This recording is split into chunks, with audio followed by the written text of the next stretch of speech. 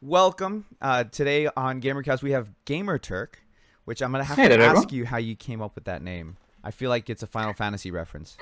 Oh, no, but it has a long story. Oh, it's a long story, but you can give us a condensed version, Yeah, right? yeah, yeah, sure. Okay. Gamerturk is a should I say an SAO content creator? Because I mean, I noticed that you used to do Sonic stuff. Oh, yes, I started off with Sonic. Again, that's part of the long story. We Oh, can get there, but right now, SAO, YouTuber, little Sonic stuff here and there when there is Sonic stuff to talk about, but mainly SAO, yes. did you see the Sonic movie? Yesterday, yes. How, did you enjoy it? It was surprisingly enjoyable. It's for kids. It's Yeah. obviously not for me. It's wacky, much more wackier than the adventure games. But it was a nice movie. It was enjoyable. It wasn't like those horrible licensed movies from 5, 10 years ago with other series. Oh It was yeah. nice. Oh It was yeah. fun. Yeah, I took it. I took my family to see it on Sunday, and it was oh man, I enjoyed it. I thought it was a lot of Easter eggs. Like every time Oh Sonic would yeah. get hit, he'd lose his rings. I thought that was a hmm nice little touch. For me, it's the little things that make something more special.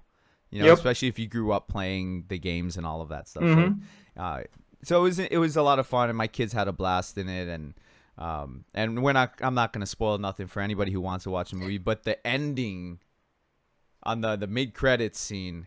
Oh, I Yep. got I got excited when I saw that. Like generally, the final 20 minutes that was thoroughly Oh enjoyable. yeah. Lots of great CGI, lots of great voice acting by Jim Carrey.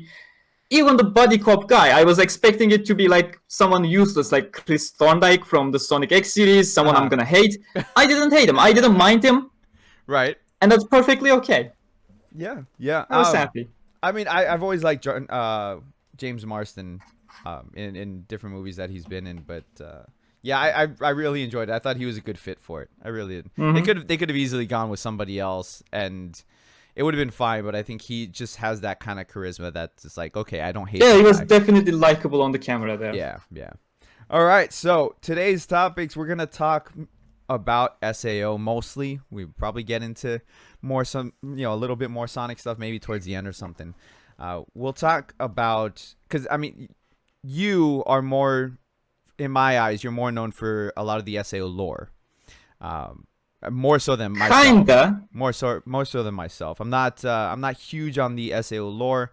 I know enough from watching the anime, a little bit of light novels here and there, and from playing the games. Um, when I play the games, I look at more like the gameplay style and things like that. How does the game hmm feel to play? Do I feel like I'm immersed in the SAO hmm universe? But there's a lot of stuff in the games versus the animes versus the light novels that it's kind of confusing for a lot of people. And we need to clarify the games as well because Right. MD is its own series. Integral Factor is its own series. Rising Steel is its own series. I Gameverse know. is a continuity. Axel World vs. SAO takes the place from Lost Song / Hollow Realization, but does its own standalone thing. Right. It's It's generally a mess. and then we have Licorice coming out, which is gonna I man, I look at Licorice, especially with Rising Steel, and then I'm like, okay, so we have the original Alicization, we have the War of the Underworld that's going on now, and then hmm we have Rising Steel or Blading, wherever you play it, and you have Your voice got cut out there. oh, I'm sorry. I said we have Rising Steel or Blading, depending on hmm if you played in Japan, they call it Blading still, and so you have Edis, who's introduced in that game, hmm and then now we have Licorice, who's gonna have, is it Medina? Oh, it has Edith as well. That's been confirmed a Wait, while it back. does? All right, see, Yes. I didn't even know that. I'm behind on the info. I didn't know that. Oh, Yeah, they never advertised it in the West. I don't know. oh, The, that's the probably Western side doesn't even know if Rising still exists or not, from what I can say. well, no, it does. I mean, Kinda. It's a weird thing. it is, and not, I'll tell you. I know that you cover some Rising Steel content as well, and so from my experiences, when Rising Steel first released, it had a huge release. Like a lot of people were playing the game, and there's still a lot Yep, of yep, people playing it. definitely. I mean, I still get a good amount of people in my live streams for it. anywhere between 50 to 200 people, just depending on what event is going on. But Yep. uh, That War of Underworld event. Ugh. yeah, a lot of people didn't like it. A lot of people didn't Nah. like it, and I feel like that's more of a beta thing because it's the first time they ever did it in the game. Yep. And so maybe if they like cut it in half, or like the amount of points that you need and things like that, like Exactly. The points felt extremely grindy. They fixed some stuff towards the end, Right. if I got it correctly. They added some missions that instantly popped up for me. right, but it was still a yeah. grind. It was. Oh, I man. didn't complete it. I stopped at 80k. I stopped at 115. Wow. I for like patience there. the last day I was still going. I'm in my Discord. I'm telling people, look, help everybody who's still trying to run this. Find bosses, kill the bosses that we're sending out. Like, just try to help everybody. But it was tough. It's tough. So let's tackle the mobile games first. Sure. The big three: Memory Defrag, Integral Factor, and Rising Steel. Currently, Memory Defrag and Integral Factor have the Persona 5 collab. Have you? I didn't check that out yet. You haven't I checked it probably out should. yet. Okay. My thing is, okay. So I'm sure you played other mobile games and you've seen other collabs for different games. So you kind of know that Yep. if a collab happens, you're probably gonna summon the characters or get avatar stuff for the whatever collab it is. That's mainly for the visuals. They probably won't be as effective in the game. Right. So for me, because I used to do a lot of Integral Factor content, which I pretty much dropped once Rising Steel came out. I mean, there is not much content to cover. No, there isn't, and people, as much as I try to convince people of that, they don't listen to me. I mean, it's been 5 months. There's been no big update for the game, like no floor drops, no nothing, and it's very sad. Oh, fish rankings. There are fish rankings. Aren't you excited for fishing rankings? Come on. Yeah, I got bored. That they have to be doing something that keeps people's interest. I believe the hunting events, when people see the points go up and they're grinding towards a goal, some people just want that in a casual game, and I feel like that's the downfall of a game for someone like me, because I'm looking for more story. Right, story or more immersive gameplay. Exactly. And I've always said that Integral Factor, out of all the other mobile games, or the MMOs, I'm sorry, that are out there for mobile games, the gameplay of Integral Factor is probably some of the best. It's very streamlined. It's not like an auto fest where like you just click on the auto and it goes everywhere for you. Like you have to manually do everything. But the problem that I have with it is that because there hasn't been any really immersive content, like the guilds, there's no reason to be in a guild. There's no real guild raids. I'm pretty sure they just dropped the concept entirely. Yeah, I mean, I think there was like maybe 3 guild raids. But even that, it was the same as the hunting events, just with the guild. And the rewards were really bad. You know, there was no... And hackers. Yeah, and... Oh, my God. Like, it got bad. It got so bad to the point that they would ban your entire guild if one person was hacking in the guild. That was really bad. Oh, my God. But, you know...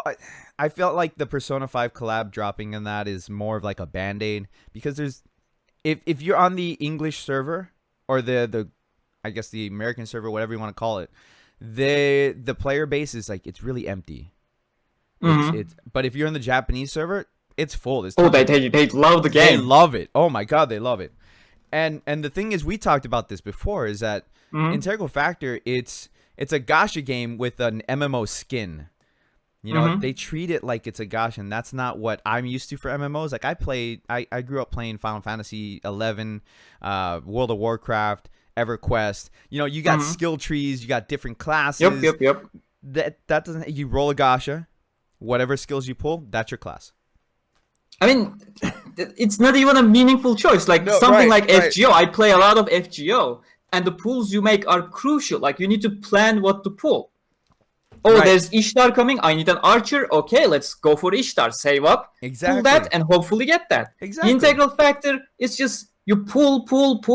Very cool. I have tons of 4-star skills, tons of 5-star skills. I'm yet to get an awakening skill. But it doesn't matter at all. I'm still using what I got in the first 2 months of the game. I didn't change my thing. Yeah, my set in Integral Factor, I haven't changed it in a year and a half. When the first Alicization stuff dropped. That I haven't changed my skill setup since then. And I was in an active guild back then, so we had all the skills and stuff. I have tons of proficiency upgrades and etc. All those kinds of stuff. And people keep coming to my channel asking me, "How are you doing so much damage? How are you doing that much damage? What do you have as your skills?" Like, I have the base things. I have equipment for my level. I have the same skills I have used however many months ago, and I have the guild bonuses. And I'm clearing everything. Right. I mean, the game had a lot of potential when it dropped. It really did. I felt like they could have taken the opportunity to fill in a lot of story that we missed out on from the anime, from even the light novels. And they did that. They did that to a certain extent. Right. And after they finished the progressive content, right, it started going its own direction, which wasn't much of a direction. It was just going. Yep. I mean, it's again, and I said it. There's been no new floors since for about 5 months now, and the biggest draw is the climbing the 100 floors. You know, that was the biggest draw in that game. That was what they promised. We're gonna be doing all 100 floors. Then that's what you and I wanted. Right. Now they're just giving free skills, so people log in daily, get that pull, maybe do some stuff, maybe purchase some stuff, and then see you tomorrow again. Yeah. And it's really sad for me. Yeah.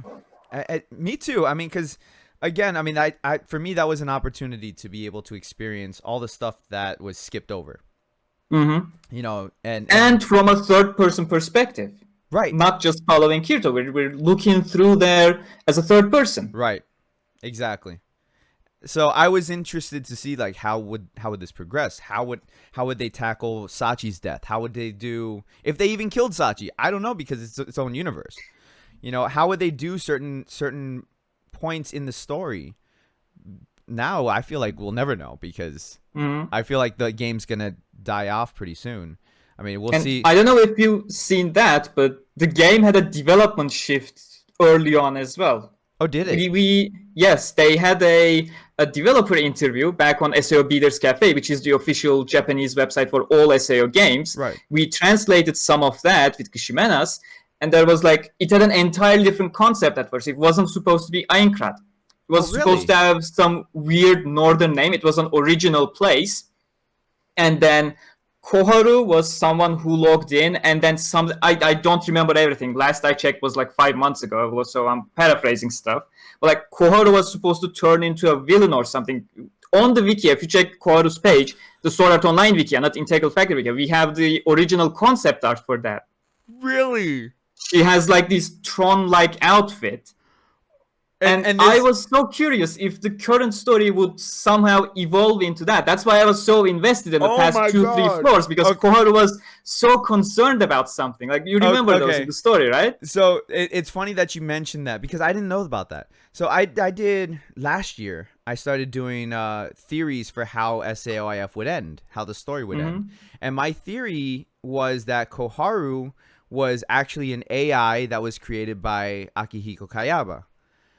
And so, I mean, I went into this like depending on your choices, because in the beginning when you first started playing SAOIF, now that they don't do it anymore, but if they gave you choices, and depending on the choice, Koharu would act differently, and the screen, the border of the screen would flash red if you made a choice that she didn't like.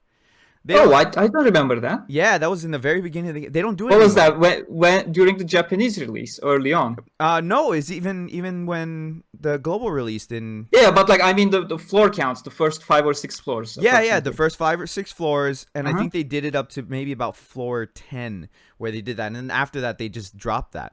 But my theory was that depending on your choices, Koharu, when you got to the end, would either join Akihiko Hayaba, like in the final fight, or that she would join you because of your choices, whatever, and the bond that she built up with your character.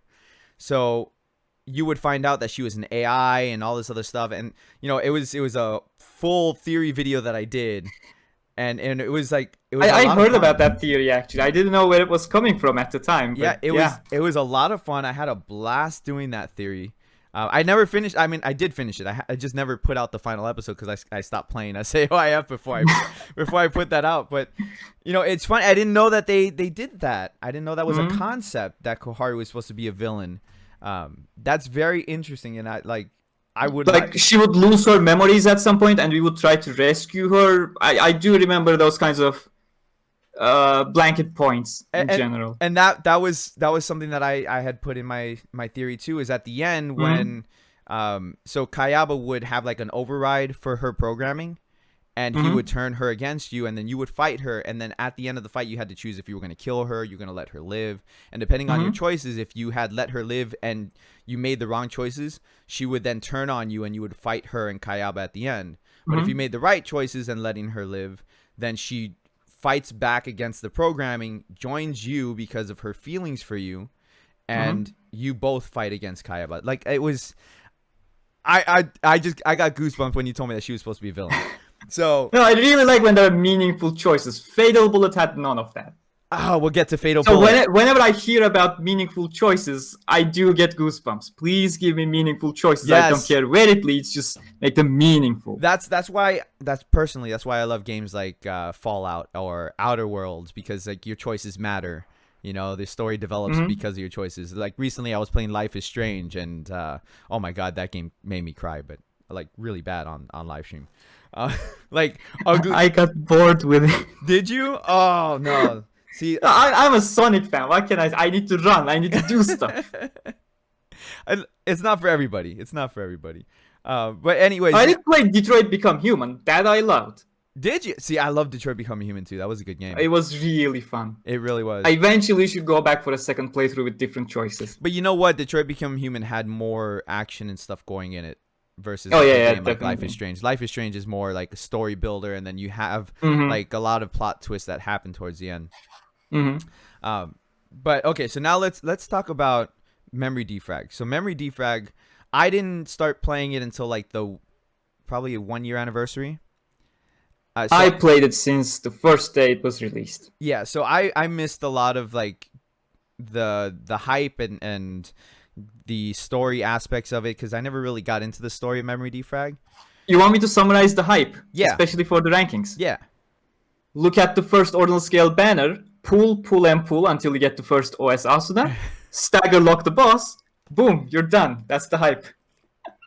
Nice. That's the main reason why I stopped when they released 6 stars, because they were one by one legitimizing that stagger tactic with the Axel skills, then stuns back to back, then switching skills. Right. And when 6 stars came in, that was just, okay, you can't fix this. You're trying to legitimize it. I'm out. I mean, the other problem with the whole 6 stars thing is because a lot of people don't realize that in Japan they have gacha laws, where they're not allowed to release characters that can't be used. Like, for example, when they release two characters at the same time, the crossing skills in the gacha laws, they are usable. You can use them by themselves, but in order to fully utilize them, you have to have both characters.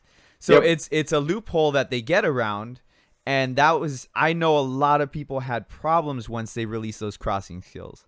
And especially with the ranking system, and I saw it because I was playing around that time too. Like I stopped playing for a bit, and then I came back the second anniversary. That was when they did the whole crossing skill stuff, and I was like, okay, I got lucky and I pulled the Kirito and Yu-Gi-Oh, so it's like, okay, I got lucky and I got their weapons, cool.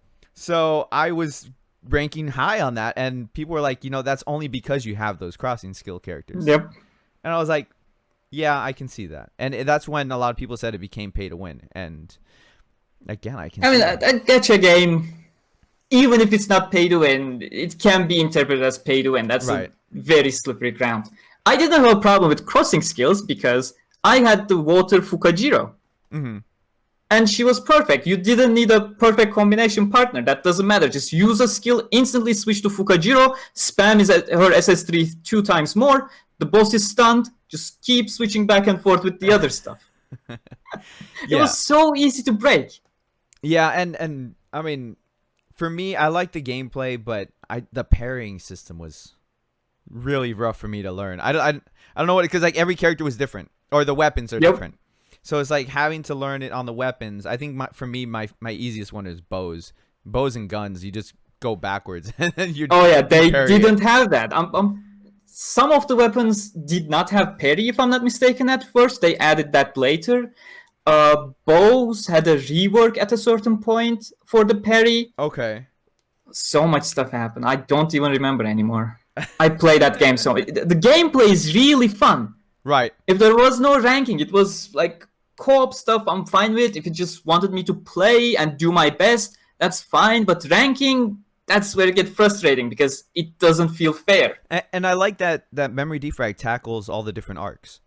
You know, I really enjoy. Oh, that makes the huge mess as well. Like, what is memory defrag, you ask? Well, it's a bit of everything, but also nothing. Yeah. I mean, it's not one specific thing because you have SAOIF, which is the Einkrad arc, and then you have Alicization, which is Alicization. So it's like, okay, memory defrag. We got everything in there. It's the clusterfuck of everything, and that's what it's gonna be. You want to learn something? Just go there, play MD, learn some stuff, do something, and you'll learn something because it has everything. But you know what I do like about Memory Defect is that it has all the different characters in it. Like you have Ray, Oh yes, you have Seven, you have like all these different characters that people would never have known just watching the anime. You know, because you have a lot of characters that are specific to other games or other whatever other tie-in media they have. There's so much. Oh my god. I get lost in that because you have the light novels, you have progressive novels, you have the manga. Spin-offs. Yeah, I get confused when I go to if I go to like the bookstore and I'm like, do I get the progressive novels? Do I get the light novels? What am I supposed to buy to keep, which one is light novels? Which one is the manga? Because they look very similar, but they're not. So, in your opinion, if somebody wants to get into SAO, what are they? Light novels. Which one? Light novels. The light novels. Gotcha. It's a bit confusing as well. Like, I can't give them a proper entry point. In my opinion, the Einkrad arc is not terribly adapted. It has some cuts here and there. But if you start with the first light novel, you're just being lunged into, the final 2 weeks of SAO. Oh, is that how they handle it? Yep, the first novel. That was what Reki Kawara wrote for a Dengeki competition, which was way too many words to enter the competition, so he butchered his own novel, etc. Did a kind of bunch of stuff. But yeah, the first novel is effectively the final week, final 2 weeks, and immediately ending. The second book comes in with the side stories, with Lisbeth's episode, Shilika's episode, Sachi's episode, etc. And that's what the anime did. It just turned it all into a chronological one. Oh, okay. Also requested Reki to write a couple more stories for the first day, which then they didn't adapt 50% of. Kind of a dick move on the anime side. Fairy Dance adaptation was quite accurate, I'd say. It has one major cut. And of course, focus starts going over to Kirito when it shouldn't, because that's the first arc where Kirito... I say this and people get it the wrong way, but Kirito is not really the main character after Einkrad. And when I say that, I mean the emotional focus after Einkrad is always on the supporting character. Right. Whereas Kirito is more of a story catalyst to keep things going. Right. But in the anime, they make it focused on Kirito. Exactly. Right. Mainly because they really hate inner monologues. Like, Fairy Dance is mostly Sugua's story, while Kirito is doing stuff to save Asuna. Then Phantom Bullet is Shinon's story, which they got quite well, in my opinion. Yeah, that was a better mix. I was going to say they focused quite a bit on her story in the GGO arc. So I was, I was actually... A lot of people don't... People that I talk to, they don't like the GGO arc. I actually liked it. It was different. It's different. That can be the reason you like it. That can be the reason you dislike it, depending on the person you are. Yeah. I enjoy it. It was a good adaptation as well. Yeah, it was. I thought it was well paced. I think that was probably the best. Yeah. The Einkrad arc was rushed. It felt rushed. Like, due to the structure of the main story. Yes, right. You can't avoid that even in the novels. Right, and it felt very rushed. Then you had the Alo arc, which I feel like should have been its own arc. I don't think It is its own arc. Well, I That's- mean its own season. That's what I mean. Because they combined it Oh, with the yeah. first season. It was its Mhm. own arc, but it was combined there, and I feel like it should have been its own season. Like do a whole 24 episodes on the Halo arc. I think that would have been a lot better to build the a characters. little bit too much. Like they finished the first season. I believe it's 25 episodes. Right. The second one should be 24. The first one is 25. The first season would be much better if it had 4 or 5 more episodes, and Okay. just give maybe 1 or 2 to Aincrad, 2 or 3 to Fairy Dance. That would have been fair. Yeah, that would have been fair. Because I mean, I don't mind putting them into a single season because in the grand scheme of things, that doesn't really matter. You look at Right. story arcs rather than seasons, which got really confusing with Alicization. People think like War of Underworld is what, season 5, 6? well, no, they think it's season 4. Yeah. Well, no, War of They the think it's Underworld. No, season- wait. Yeah, they think it's season 4. Right. Because now that they've taken another break, so now it's like, wait, what's going on? It's now season 4 and 5 in their opinion. Yeah. Well, because I mean, it feels like it, right? You know, because When you put a break, it kind of creates that feeling, and places like My Anime List, their infrastructure immediately requires them to create a new season to Right. batch episodes based on the breaks, and that causes more of that misinformation. It doesn't help that they're referring to War of Underworld as season 2 of season 3. Like literally, if you go over to the Alicization website, they have a button for first season on the top right, Is and that if what you they're click doing? that, it's the human Oh realm my arc. Yes. God. I didn't know they did that because over here, well, when they were first marketed, it says, okay, season 3 will be 50 something episodes, Mm-hmm. and I was like, oh, And that's it. That's awesome, 50 something episodes of season 3. That's fantastic. And then they're like, well, we're gonna split it in half. I said, okay, that's fine, but we're gonna take like 6 months off in the first break. I was like, okay, what are you doing? But I understand why they did it, because they needed to do the animation and everything. I understand why Mhm. they did it. They needed a break after the first 12 episodes as well. That was yeah. really hard on the animators, Well, because they stuck with the. Okay, you go ahead, Yeah, because I'm gonna I wanted go to. over on a Yeah. serious tangent there. Go Well, ahead. no, I mean, that's fine, because I want to ask you how you feel about War of the Underworld without spoiling anything, because I haven't finished it yet. I'm on like episode 9. But how do you feel about War What of the was the last thing Underworld? that happened for you? Eldry died. Well, now I'm freaking spoiling it for people. But Well, they should have watched it. We're in the break. Eldry died. What's the last thing? That's the last thing I remember is Eldry dying. But Okay, I then think I'm on the we'll- episode after that. I just don't remember at this point. But I just want Okay, I'll just. yeah, I just want to get your opinion on it, because for me, it feels very rushed. I feel like that should have been so far, like it should have been a little bit longer for us to care about a lot of the characters that are dying. You know, that's just me Mhm. from a story perspective. But what are your thoughts on the War of the Underworld so far? So, rushed, I do agree. I would prefer having 1 or 2 more episodes in the first half of War of Underworld. Mhm. But a majority of the feeling you're getting, I don't know these characters, why should I care? That ties back into how rushed the first half was.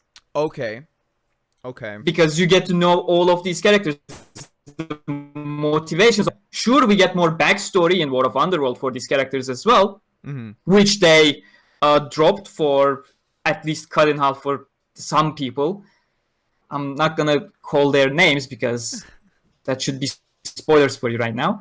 But yeah, we learned most of these characters back in the Human Realm arc. The problem is Human Realm arc was volume 9 to volume 14, which is 5 volumes. That's long. Usually, for a decent adaptation, for 24 episodes, you need 4 volumes. Okay. And having 5, they cut out an entire chapter from the books very early on. Okay. Episode 5, I believe, should have been Zakaria Tournament, which they Right. briefly went back with that flashback, you would remember. Yeah. But that was an entire thing that literally started hinting at the corruption of the nobles and how incarnation works. Like, Kirito Right. starts thinking about those over there. Right. So things like Eldri's fight was pretty much cut in half. Then Fanatio's fight with Whirling Blades, we had an entire fight sequence with the Whirling Blades and Kirito, while Kirito tried to outplay them because as 4 people, Kirito has combination skills, chaining stuff Right. back to back.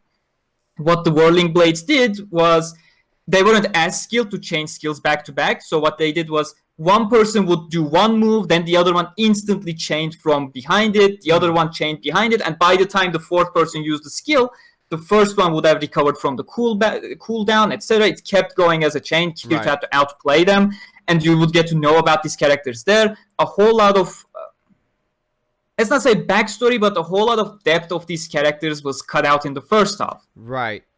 And I feel like, just like you, that would have been a very, very fun thing to watch on screen for the anime. And, it would have given us more of a reason to care about these characters. And man, like, just Dakira, right? And, so at that moment with Fanasio and Dakira and that in War of the Underworld, like I was like, it was very fun to watch, but I didn't really care, yeah, right. Where did this Dakira person come from? Yeah, like with Eldry, it was a whole episode dedicated to him, and I actually cared. Like I got into his relationship with Alice and everything else like that for that one episode, and that his fight and everything that he did in that episode. I really enjoyed that moment because it felt like they slowed it down enough for us to care about that character. Did you see the hand pushing Eldry's back for him to move forward? No, I didn't notice that. Check that scene again. When he's going up and burning from the things, someone gives him a little push. Is that Kirito? It's visible. They specifically animated that. Oh, did they? Oh man, I gotta watch it now. Now you're gonna make me go back and watch that. See, because the thing is, and stuff like that, like you're watching and you don't notice little subtle things like that because you're so into everything else that's going on, like the fast animations and everything else that's going on there. So now that you pointed it out, I'm gonna have to like slow it down and I'm gonna have to watch it and see what happens there. But that's See, thank you for that. Thank you. You're welcome. You're gonna make me relive that episode. It was a great episode, to be honest. It really was. The war is being adapted well enough, in my opinion. Yeah, okay, so the one when you mentioned about the tournament that they skipped in the human arc, that was also the introduction of Charlotte, because you know why they skipped the episode? Why? Partly because they had the time constraints, of course. They needed to cut out stuff to fit it into 24 episodes. But that episode was specifically from the perspective of Charlotte. Okay. It wasn't Kirito you're following. It wasn't Yujiro you're following. It wasn't Egom you're following, the noble he defeated in the final. Right. It was from Charlotte's eyes. And we didn't know who Charlotte was. We didn't even know what she sounded like, if it's a female or a male. It was the observer. Okay. And she was like constantly helping the kids throughout the way without making them realize.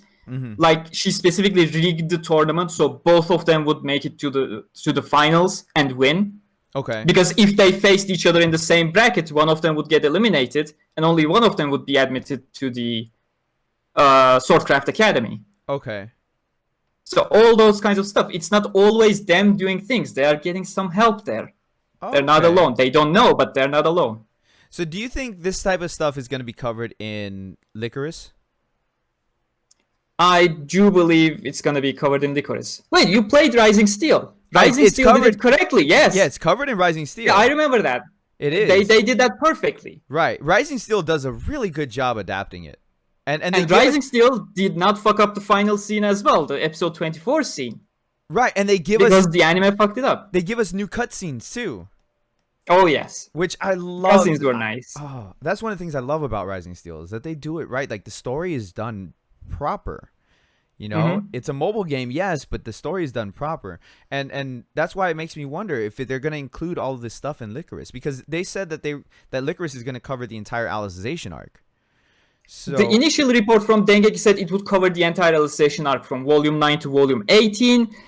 Nowadays, I feel like at the beginning they were purposefully vague because they didn't want to say we're going a different direction here, we're going to do this, we're going to do that. Things were not clear, and saying anything would spoil the anime-only fans as well at that point. Right. So right now what we know is we're going to kill Quinella. and then we're going entirely original. Well, I at least think for a little bit because I feel like they're gonna drop War of the Underworld as a DLC series, like a season pass. I can say War of Underworld is going to be in there because it's kind of inevitable. Right, right. But I can't say anything else whether it's going to be in the base game or DLC. Do you know? I do not know, no. Okay, okay. But so I feel like it's gonna be DLC because when the base game drops, it's gonna drop in what is it, April or May? May 22nd in the West. We'll still be in the anime. We'll still be in the anime, yes, in the middle. Right. So if they release the game while the anime is still going, people who rush the game will be spoiled for the anime. So I feel like War of the Underworld is gonna be DLC stuff. Mm-hmm. They have confirmed 2 DLCs, if I remember correctly. Mm-hmm. They confirmed this in Japan because in the West we get no news at all. Yeah, yeah. But yeah, that's what I feel like they would do. And you know what? I wouldn't be upset about it either, especially considering how massive the game seems like it's gonna be. Oh yes.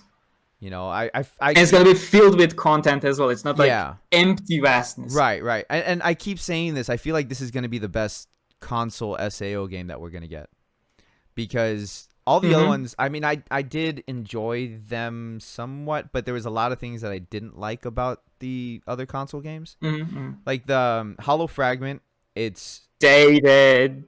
Yeah, like I have it on my PS4, and oh my god, it's fun. The story is good with Philia, and I like the story, but man, it's tough to play it because it just feels so slow. It was made for the Vita. Very slow and very long. It was made for the Vita. It was made for the original PSP. Oh, that's as right. Infinity Moment. Right, that's right. The PSP. And that's the Aincrad storyline.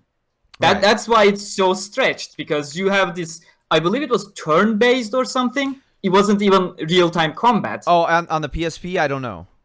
The PS4 is real-time combat. It's like, yes. The remake is Hollow Fragment is real-time. Right. But that's why the story is stretched so thin, because you don't really have this expansive maps that you have to crawl through at real time. I never played Infinity Moment, but from what I've seen, it's more turn-based stuff, which leads me to believe it was, you keep going. You're not exploring much. Right.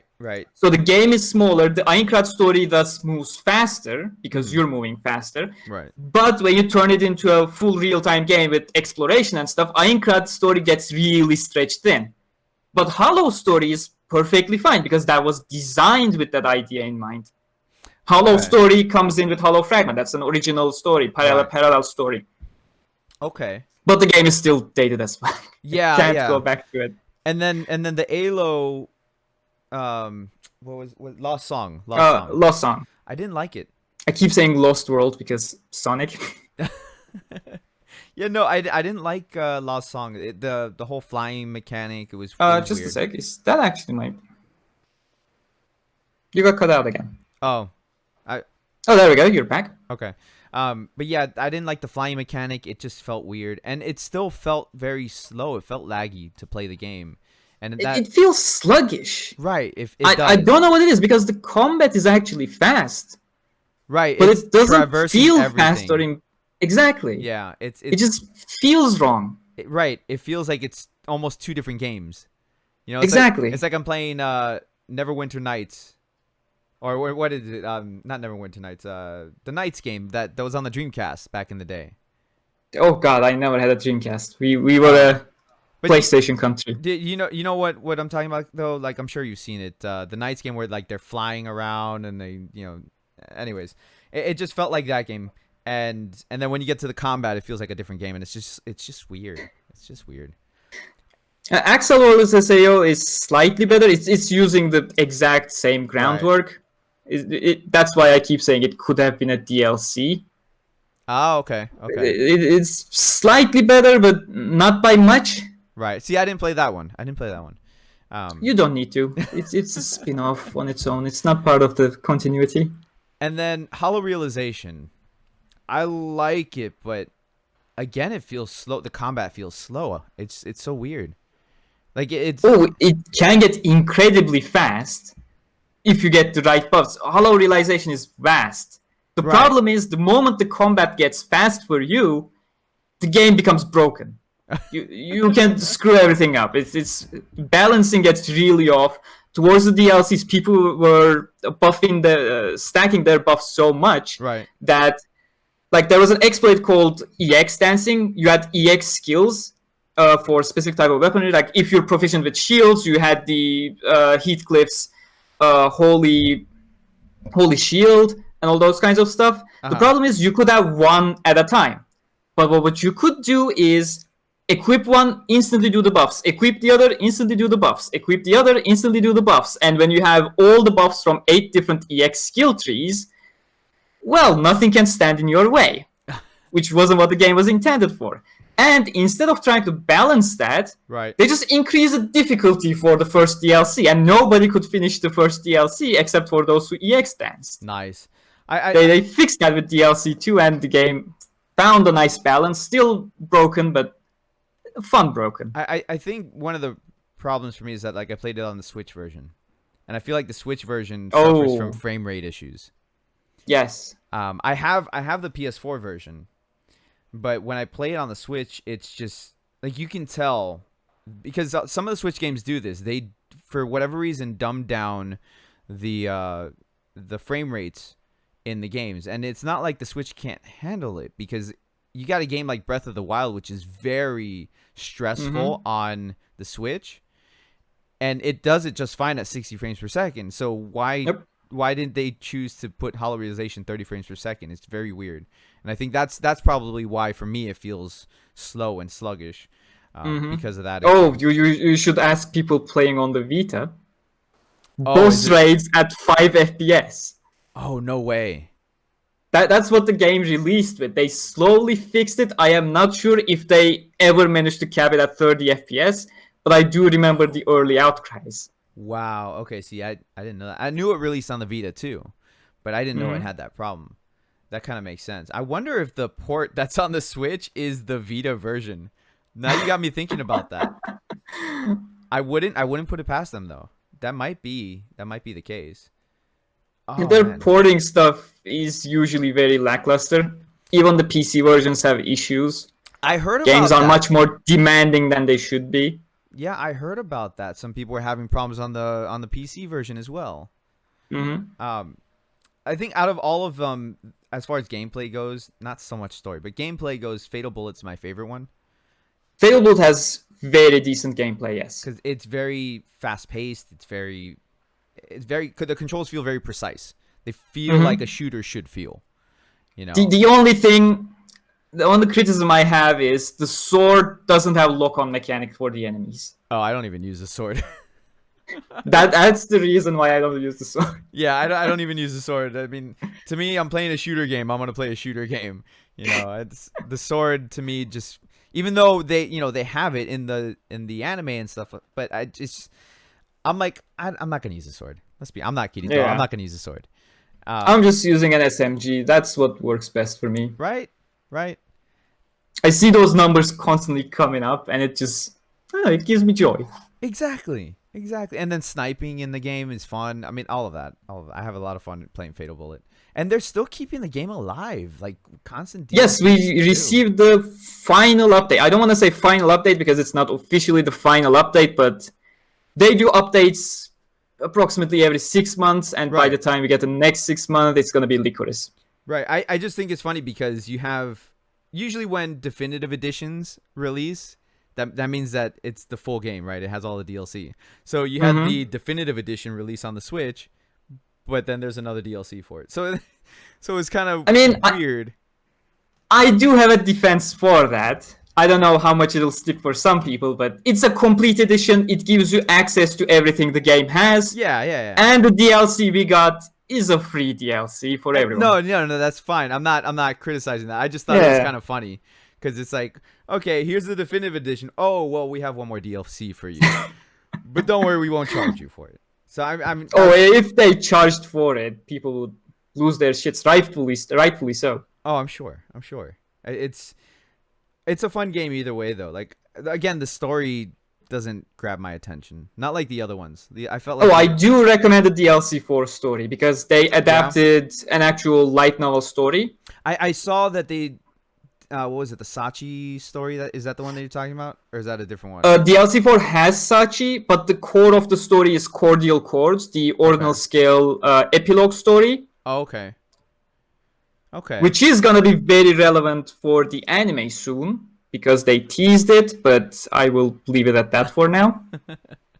Well, I mean, I have to keep people in my Discord from spoiling spoiling the anime for, because I mean, I have a lot of people who read the light novels, and I'm not caught up on all of them. I've only read maybe like the first few chapters of the first one for Alicization, the human arc, but I don't The easiest way to do that is to give light novel readers a channel to talk about on their yeah, own. but then I have to moderate it, and I'm gonna be like, oh my god, okay. Well. That's okay for me because I read all of them. We have SAO General, we have SAO Anime. Mm-hmm. The sub, of course, is the limit for spoilers, and then SAO novels for everything beyond. Right, And that works nice if there is somebody to moderate it. Yes. Yeah, yeah. I mean, again, going back to the whole thing where it gets all very confusing with the game verse and the anime verse, and I mean, would you consider like the light novels its own universe too?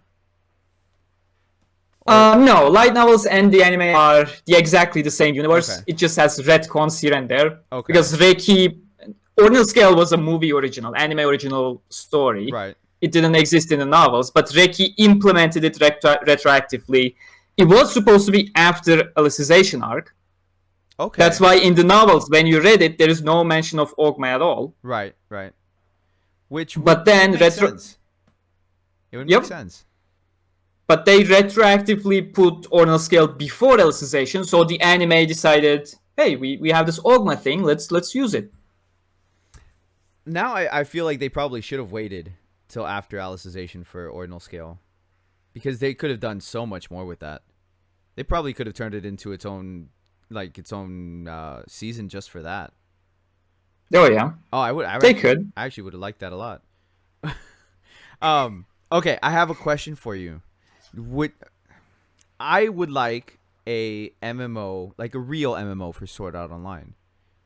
Yes, Is I that- do get that a lot. Yeah, I was gonna say. Go ahead, finish is your that question. something that you would like to see, or are you okay with the current way that they're handling it with the different games? So, in my opinion, what you're asking, integral factor is the way to do it. Of course, turn it into a proper MMO. Right. Like, I'm talking about the general concept. In my opinion, creating a Sword Art Online MMO with no Kirito, no anyone, just go in there, experience Aincrad, makes me ask the question, what's the point of it? Because the reason why we want an Aincrad is because we fell in love with that world with those characters, right? Okay. Yeah.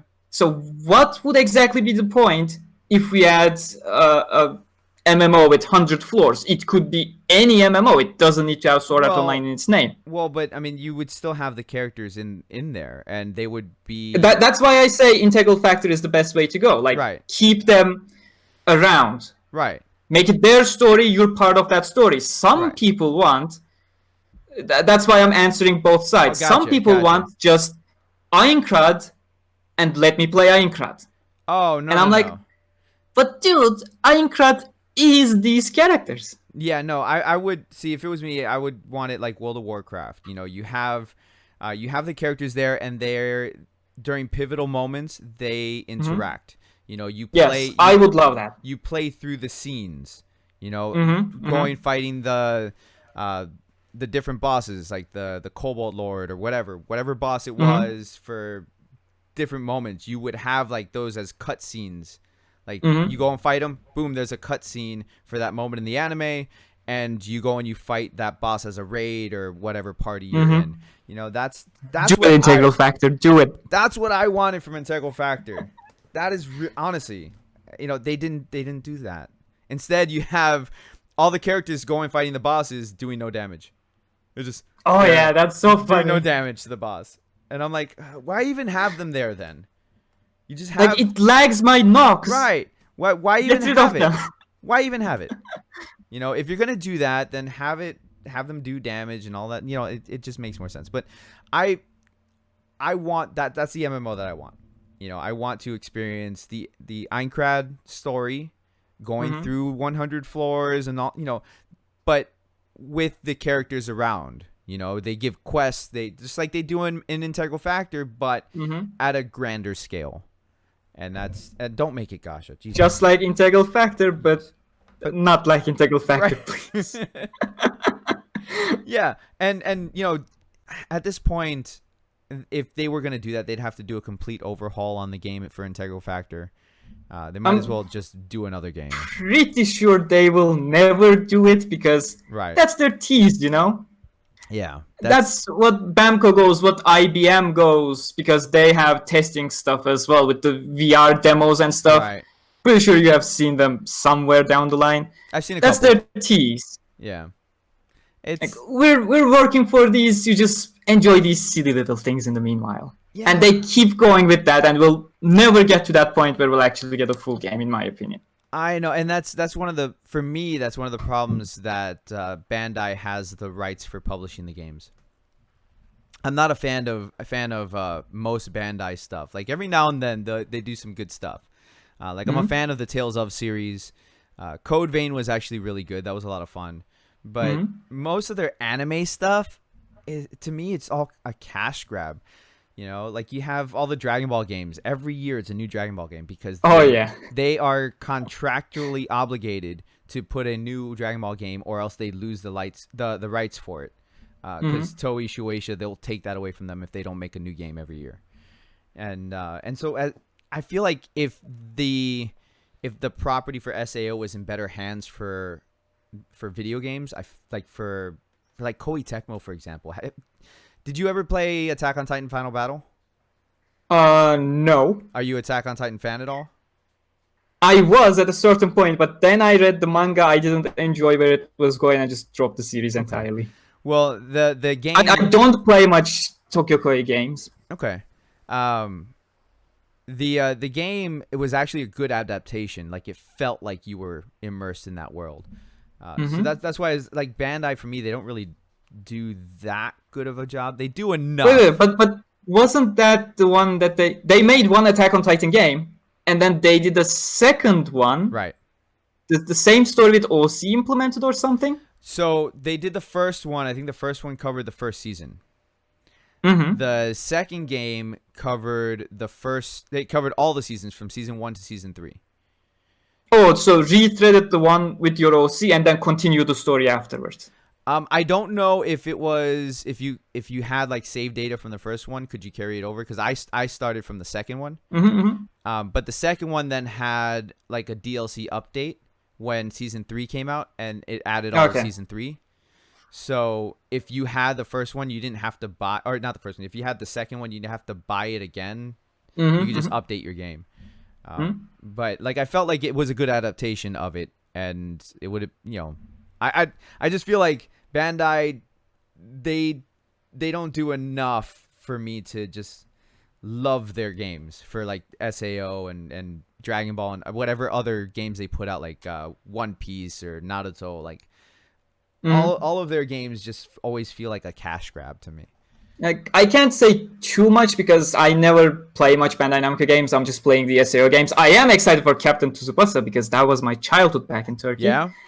But yeah, like the other games, when I see those trailers, they pop up in my recommended feed, Right, you know, right. when I'm on YouTube. And I'm like, oh, is that a new Dragon Ball game or is that a DLC? Right? Exactly. Like, they keep coming. They all look the same. Exactly. They have different names. Exactly. Why?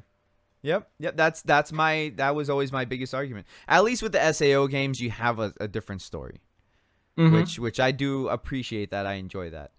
And the SAO gamers lead, Yosuke Futami, is really passionate about what he's doing. Like, he started on this task years ago. In one of the, I have all the books here, which I'm probably in one of the afterwards of these. Reki mentions he spoke with Futami. I believe they were getting prepared for Infinity Moment or something, and Reki joked about, wouldn't it be nice having this giant Alicization game one day in the future, jokingly, and now we're getting it. Right. He really has passion for the series. And he's fully involved in the game too for the Alicization. Oh yes. Yeah. He does a lot in pretty much all of the games. He has major involvement. I Right. believe Axelorus SAO and Fatal Bullet was more of a separate thing. He wasn't that much involved. Mm-hmm. But generally, he's the Gameverse lead. He oversees everything. He definitely worked a lot with Hollow Realization and definitely worked a lot with Illustration Licorice. He's still working on it. He sometimes even makes the trailers himself. Oh, does he? That's Yes. actually a nice touch. It's actually a really And nice he touch. responds to people on Twitter, which I admire a lot. That's a very, very nice touch. And, you know, it's always nice when the creators are invested and involved in making the extended universe. Exactly. That's And you can feel that in the game. Hollow Realization, it wasn't a AAA game. right. It wasn't a great game. But when you were playing it, you could go, wow, they really cared about this and it shows. Right. And that's what I really love about games. Yeah. What's out of all the games, what's your favorite one? Hollow Realization. That's your favorite one? You said that quick. You're like, Hollow Realization, that's it. Fatal Bullet would have been my favorite game if it had a proper main campaign story. Okay. The story, Right. the main campaign, and DLCs 1 to 3. No, you're not becoming my favorite with that story. Yeah. DLC 4. If it was a standalone DLC 4, the Cordial Court story, I'd be all over that game. I think one of the things that hurt Fatal Bullet is the character creation. A lot of people, they love character creation stuff, but for me, it hurts storytelling. Yep. Because most of the time, your character is just standing there. Your character doesn't do anything. It just stands there. They have no voice. They're mute. Maybe you pick one or two options, but it really has no impact in the story. You're just a bystander watching the story. Your choices matter, Bandai Namco said. Never do. They never do for Integral Factor did mute characters much, much better.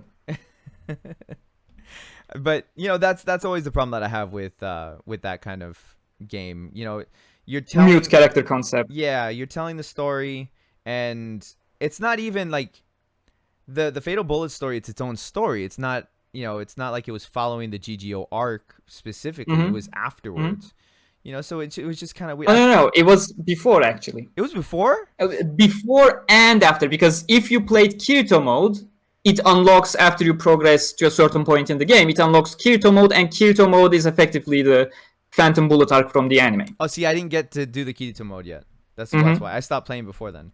So I didn't know that. But the main story with your character is after the arc, right? No. It begins before the arc. Oh, okay. Gotcha. They get entangled at a certain point, and you get separated from Kirito. He goes over to Kirito mode as a parallel story. Okay. You go with your OC to a certain way, Gotcha. and then it all comes back again. Okay, that's a little confusing, but okay, I got it. Yeah, it does basically what Resident Evil 3 does. It starts before Resident Evil 2, continues during Resident Evil 2, and ends after Resident Evil 2. So yeah, same concept. I didn't know that. Maybe I should go back and actually finish playing the game. Oh, there isn't much. Kirito mode is like 30 minutes. Oh, is it? Oh, A lesser version of Phantom Bullet, I'd say. Just watch the anime again and have fun. Oh, then that's disappointing. Okay, well, who's your favorite SAO character? I got a lot. I keep getting this asked back to back every single time. I never have a top 3. That's still way too hard. I'm just gonna count characters you pick. Kirito, Asuna, Yujiro, Shasta. You met Shasta, right? Maybe? I don't Vixurul Shasta. I don't know, maybe. I don't That know. happens before L3. Then probably, yeah. Yep. I just don't remember. So Shasta. Oh, Shasta. That was yes, fast because okay, no, anime cut out his entire backstory. They didn't that's adapt why. it. Yep, that's why I was like, wait a second, Shasta. Yes, I know who Shasta is, but yes, like you said, they cut out the backstory, so I was like, I didn't really care about him. His entire backstory could have been an entire episode. Right. Because he grows up as an orphan child. That's why he cares about the children of the Dark Territory. He's very idealistic because of that. Then he has a great wise master. That's where he learns all the stuff. That's where he gets his sword. And then faces Barkuli one day. Barkuli deems him worthy in a sense because he could feel the idealistic commander. Right. And that would hope for peace. Oh, man. And see, that's the thing that would have been so important to add into the anime because he was saying, oh, let's talk to Barkuli so that way we can maybe avoid this war. That's why, because Barkuli says, okay, I am not gonna kill you, but you can't kill me either if you have killing intent. Think about that. I'll see you in 5 years, he says. And see, that's the thing. I mean, if we need those backstories to happen, And then when I'm still not done. go. And then when he's trying to kill Vecta, the assassin guy throws the poison pick, right? Right. He doesn't do that to protect Vecta. He does that because at a certain point in life, while Shasta was trying to train and become better, that assassin guy is one of the people he beat up. So he has a personal vendetta against that as well. Meanwhile, DIL is completely observing the situation, hoping more people would go out, and she will assume leadership and stuff. So all kinds of stuff is going on in the books. Yeah, and that was all cut. And that's one of the reasons why I feel like the first half of the War of the Underworld is rushed, because yes, all of that is my biggest complaint is Shasta's backstory. Yes. Oh man, see, that's the stuff that for me would be important to, like, why is he so upset? Why is he, what's his relationship with Lipia? What are we missing? There's so much that you feel you're missing. Feels missing, right? Yes. Right. You feel like you're missing it. And that's it right there. Read the light novels. You get all the information. Read the light novels. All right. And one more favorite character, Klein. Klein. Well, I heard he has a big role in War of the Underworld. He has a big role, and even before the War of Underworld, he's just such a sweetheart. Like the first episode of Aincrad, right? Kirito just turns his back and suffers for it the entire time, and Klein knows that the guy is suffering, so he never puts it in his face until the final day when he's going to fight Heathcliff, and he is planning to die. Klein knows that and tries to put it against him there. Don't go, you still owe me a dinner for that day, and I am not going to forgive you until you give me that dinner in the real world. Yeah. I feel like they should focus a little bit more on the side characters in the anime. Like you said, in the actual source material, they focus more on the side characters. I feel like if they did that, then we would fall in love with the characters even more, because there's a lot of missing content, a lot of missing material for us to know about these characters. Like Angel, I would love to see more of him. Like, he is the black Japanese guy. Like, what can be more interesting? Just give us more story. Give us like at least one episode that is just him. Maybe just him at his bar, and like it's a lot of inner monologue. I feel like it could be a comedic episode. He's like, I run a bar and I have underage kids in my bar the entire time. What the hell is wrong with me? That's one of the things I like about Fatal Bullet. Because it has some Egil-specific events, and you get to learn more about him. Sadly, it's not canon, because it's mentioned in the games rather than main canon stuff. But I get to learn more about this character, He has a wife in the Fatal Bullet character events. And it's like, at a certain time, he had a friend that tried to get his wife before he does, so he has a clash with that. He talks about those kinds of stuff in the character event. That was interesting. Right, exactly. Give us some stuff. It's stuff like that. I mean, it's not one episode. It's one episode. Just that's all we need. Give us one episode for a character like him, and then we get to experience how he is in his everyday life, and we get to know the character better. You know what the problem with that is? What's that? That's pretty much what Aincrad's side stories were, and people hated those because it felt like completely jumping. I don't care. Well, I mean, it doesn't need to be... You can't please everyone. No, you can't. But, I mean, it doesn't need to feel like it's completely jumping, because the one of the beautiful things about, like, certain arcs, like, for example, like, the Alo arc, right? So the Alo arc... Well, hold on. Let me backtrack for a second. The second half of Season 2, the Yuki arc. Mother's Rosario. Yeah, Mother's Rosario. They jumped back and forth between being in the game and being in the outside world. That took... That story arc took place a lot in the outside world, and it made us fall in love with Yuki as a character. And so having those, what was it, like 4 episodes? I don't remember how long it was. A little bit more. Oh, wait. GGO ended like episode 14 or 15. Caliber had 3 episodes. 6 or 7 Mother's Rosario should was be. it? whatever the case, if 6 episodes, it allowed us to fall in love with that character that was only there for 6 episodes. I cried when she died because the anime allowed me to care about this character who is dying of a real life disease. You know, it's not some made up disease that they made for the anime. It's a real life disease that she contracted because of her mother. You know, it was through a blood transfusion when her mother was pregnant, right? Exactly, and her sister dies because of it. Right, so, and that's the sister's prayer. Right, so it's a side story. Yeah, so it was very, very touching for me to watch that, and that's why whenever somebody asks me, "Oh, what's my favorite arc or favorite season?" I tell them season 2, just because of the Mother Rosario arc. It's so well written, in my opinion. Just having those few episodes to focus on the relationship between Asuna and Yuki. Yeah, and it was Mother Rosario is really a great story, really, and the voice actors really bring that up as well. Oh my god! And the final scene where she passes away in Alo, and everybody shows up, and I'm like, oh my god, you're breaking my heart right now. You know, it was very well done, and that's something that and that's realistic as well. Like, people coming to tribute. Didn't that happen in World of Underworld? Jesus, that's not a game. World of Warcraft, or a big MMO like that. People came in for a tribute towards someone a whole lot of years ago. I don't. That may be like a decade ago. Yeah, it's been so long since I played World of Warcraft, but no, I remember something like that. Those kinds of stuff happen. Yeah, and that's the thing, is like, it's relatable.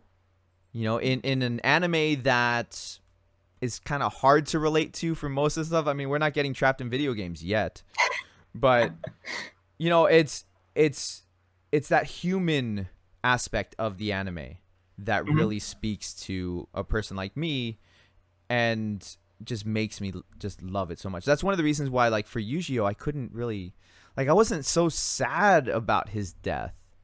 You know, like that's because his story was turned into Kirito's story.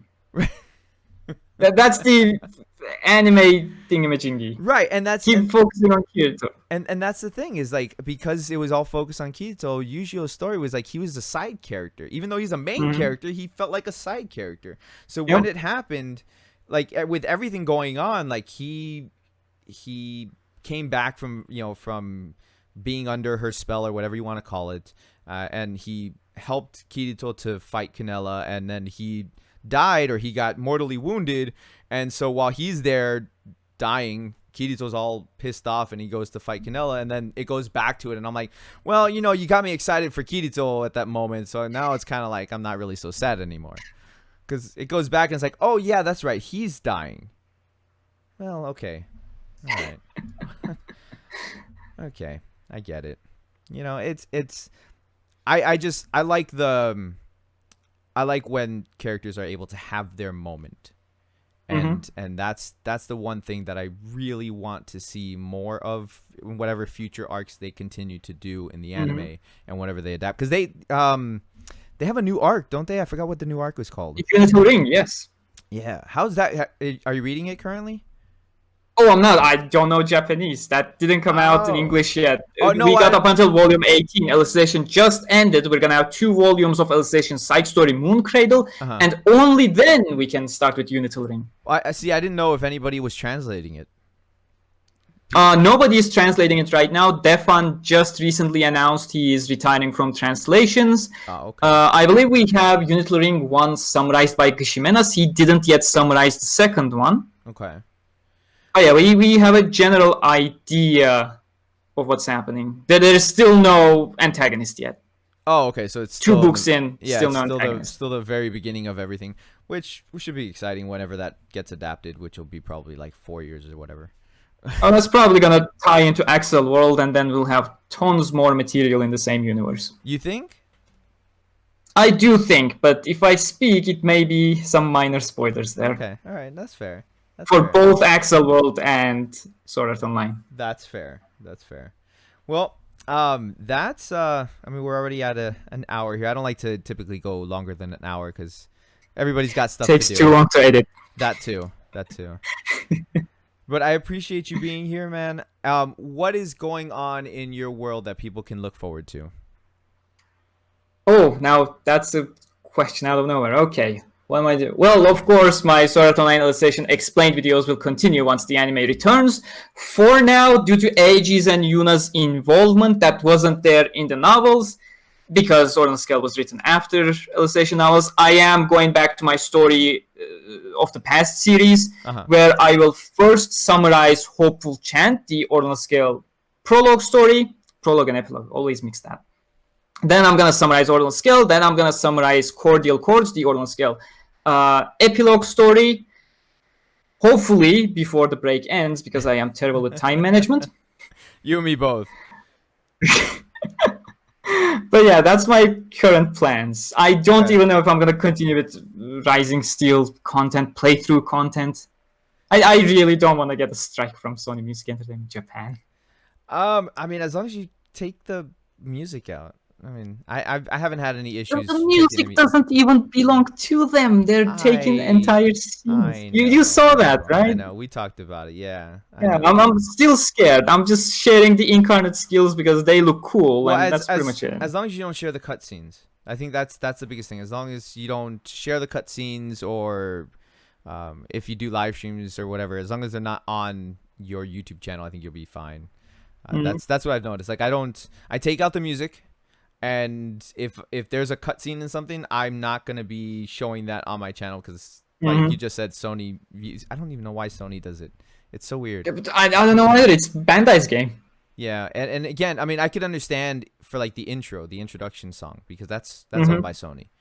But other than that, it's weird. Whatever. Yeah. That's a we can go into a rant on that. We can have next podcast, next Gamerkast. Yeah, I mean, because that's, oh my god, don't get me started on that. No, because I've been fighting copyright strikes, not just on my channel but for other people too, making content like to make people aware of all the copyright strikes. I have people, they tag me on Twitter if other YouTubers or whatever are having issues with copyright strikes, because people need to fight against them. Oh my god, don't get me started on it. We'll be here for another hour.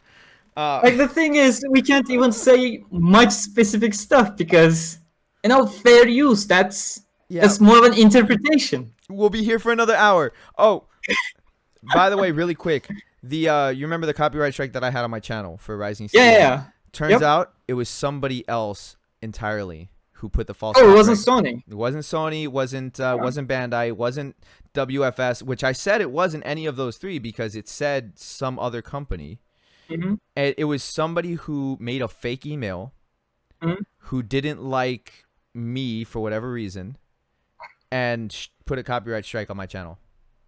YouTube's broken. Because Let's speak about it for an hour. People can do that on YouTube, but it's a terrible system. Yeah. But you're going to be playing Licorice when it comes out? Yes. I'm sure you're going to be doing videos on that too? Yep. Do you live stream? Oh, right. I didn't even mention that. No, do you do live streams at all? Live streams, yes. Recently, I've been in Fatal Bullet live streams with community because it's impossible to get PvP lobbies if you're not a YouTuber calling people to come join the PvP lobbies. Are you live streaming on your YouTube channel or on Twitch? On YouTube. Okay. So follow him on YouTube. We'll link everything down below as well as the Twitter account. Thank you so much for being here. I really do appreciate it. It means a lot. Thank you for inviting whenever you want. No problem. We'll it's fun to talk about stuff, Yeah, we'll catch up. Probably we'll talk about the whole copyright thing because I have different experiences with copyright claims and you have different experiences with it. So I have specifically anime experience. That's exactly why, and I have video game experience with it. So I think that would be a good, fun conversation. We'll do that next time. Once again, this is Gamerkast. Thank you so much for joining, and we'll catch everybody else later. Peace out, guys. Thanks for listening, everyone. Cheers.